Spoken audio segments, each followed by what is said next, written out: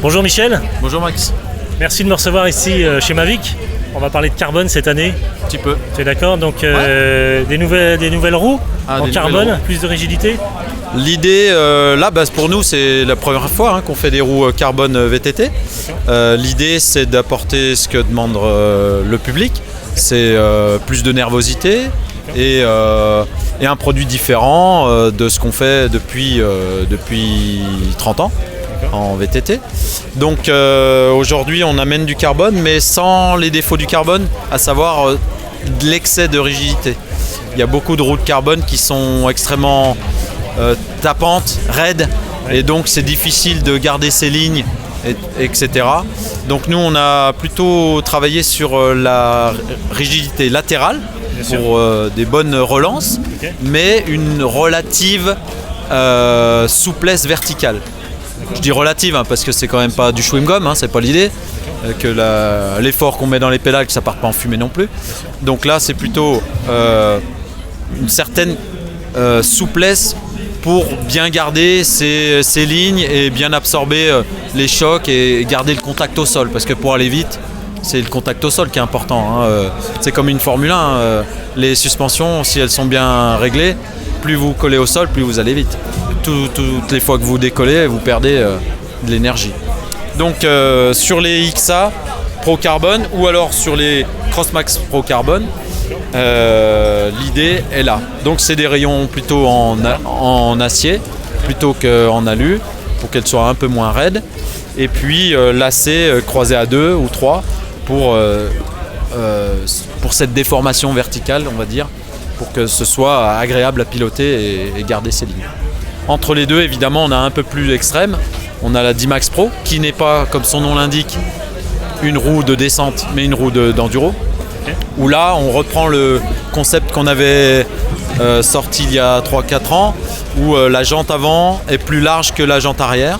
On fait 28 mm devant avec un gros pneu de 2.5 et à l'arrière 25 mm de largeur intérieure, un peu plus fine, pour la même idée que ce qu'on avait anticipé il y a quelques années.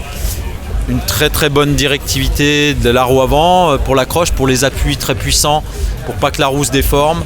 Et puis à l'arrière plutôt de la nervosité, une roue qui a une forte vélocité.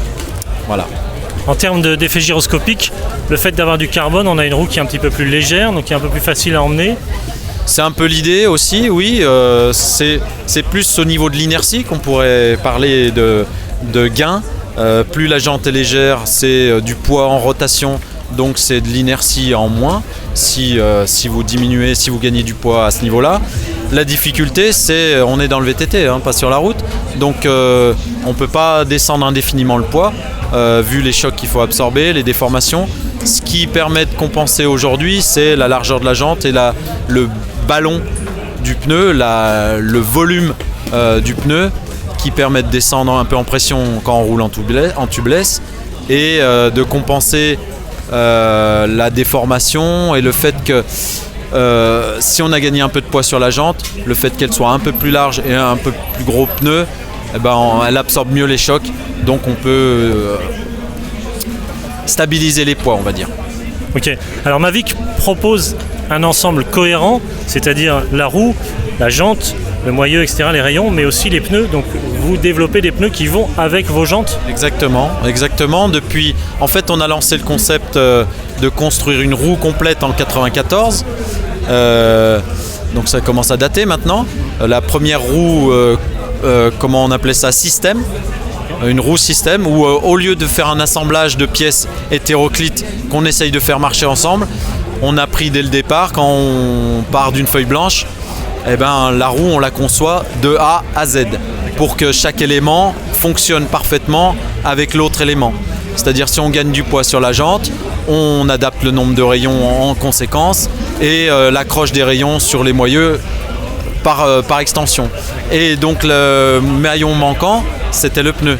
Selon la pression qu'on met dedans, la forme qu'il a, le volume qu'il a, il engendre des contraintes sur la roue. Si on les prend en considération dès la conception de la roue, on peut créer un ensemble extrêmement stable, enfin équilibré pour le programme pour lequel il est fait. Donc un pneu léger avec un grip adapté et une résistance au roulement adaptée pour le cross-country, ou pour l'enduro un pneu beaucoup plus volumineux, beaucoup plus cramponné, avec une gomme beaucoup plus tendre pour un meilleur grip, mais une jante plus large, un pneu renforcé double pli pour résister au choc, mais parce que l'usage n'a rien à voir en fait. On ne roule pas à la même vitesse sur les mêmes terrains, on ne demande pas la même chose, on n'attend pas la même chose du produit. Donc la conception prend tout ça en compte. Ok. Chez Mavic, on est toujours en termes de moyeux, sur l'entretien des moyeux, on est toujours dans un moyeu où on peut sortir des cartouches de roulement à billes, on les remet dedans, et à aucun moment le moyeu n'est attaqué par les billes du roulement à billes. Non, on a choisi ce concept-là depuis très longtemps avec des roulements à cartouches industriels interchangeables, parce que c'est beaucoup moins cher de changer un roulement pour le consommateur, pour l'utilisateur final. Un roulement, c'est pas indestructible, hein. Il peut, même si on a des niveaux de standard élevés de résistance à la corrosion ou l'étanchéité, etc., il peut quand même s'abîmer. C'est un organe qui est usable.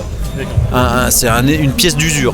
Donc on est parti du principe qu'il vaut mieux le changer, une petite pièce comme ça, que de changer entièrement le moyeu. Si les roulements sont billés, s'ils ont été trop serrés, si selon dans quelle région vous habitez, il peut y avoir beaucoup de corrosion si vous êtes en bord de mer, ou du sable, ou des poussières extrêmement sèches dans certaines parties des États-Unis où les roulements souffrent beaucoup parce que c'est trop sec. Donc tout ça permet de changer les pièces à moindre coût plutôt que de changer tout le moyeu. Ouais. C'est pas plus compliqué que ça. C'est une évidence, ok, super. Merci beaucoup. Alors j'ai encore entendu parler de roues Mavic colorées. Est-ce que vous pouvez me montrer ces roues-là ? Ouais, on y va. Nous sommes maintenant devant ces roues colorées, donc voilà, une roue bleue, c'est très bien, moi j'aime beaucoup le bleu. Est-ce que tu peux nous parler un peu de ces coloris ? C'est une personnalisation des roues, c'est quoi ? En fait, on a, comme on parlait tout à l'heure, on a un modèle XA Pro Carbone de très haut de gamme à 1 700 € qui est plutôt destiné à une pratique all mountain, tout terrain, trail, ce qu'on appelle chez nous. Et puis la petite sœur à un prix beaucoup plus abordable, la XA Elite, qui reprend des éléments non pas en carbone mais en aluminium. On la propose dans 3 coloris afin simplement de proposer le choix à monsieur tout le monde d'associer les couleurs de ses roues avec son vélo ou avec ses vêtements pour la touche finale, on va dire, pour le plaisir des yeux et puis le plaisir de rouler avec des beaux produits. Ça fait partie du jeu aussi, hein. Les beaux produits, c'est ce qui donne aussi envie d'aller rouler. Bien sûr. Donc il y a du bleu, il y a du vert, il y a du noir, il y a du rouge aussi ici. Le rouge, ouais, pour un autre modèle qui n'est pas tout à fait dans la même gamme, mais qui est plutôt dans la gamme cross-country, donc avec une jante un poil plus fine et puis avec un pneu de moindre volume et beaucoup plus roulant. C'est plutôt destiné donc au cross-country, à la course, mais dans la même idée d'apporter une touche de couleur pour associer, égayer tout ça, voilà, tout à fait. Voilà. Ok. Merci beaucoup Michel pour ces réponses à mes questions ici chez Mavic au Roc d'Azur à Fréjus. Merci beaucoup, à bientôt. Merci. Au plaisir.